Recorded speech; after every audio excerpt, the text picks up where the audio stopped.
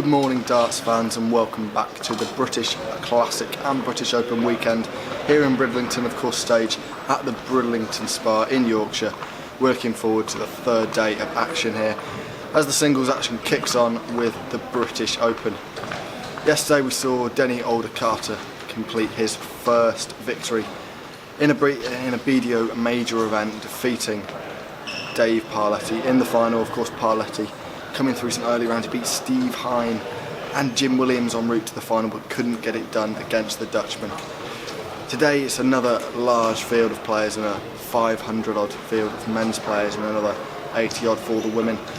In the men's there's plenty of contenders. The Dutch are always strong, as we know. Wesley Harms and Richard Veenstra, who both had deep runs in yesterday's competition, will be looking to go one further and reach a final or even capture the title this afternoon. Parletti couldn't quite get the job done yesterday, and he'll be back for another try today.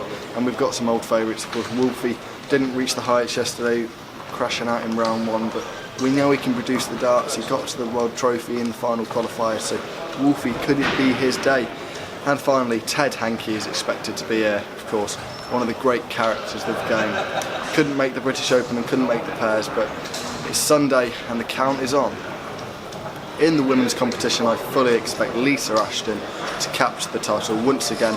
She won the pairs on Friday evening, partnering with Maria O'Brien, and won the title yesterday, defeating Fallon Sherrock in the final.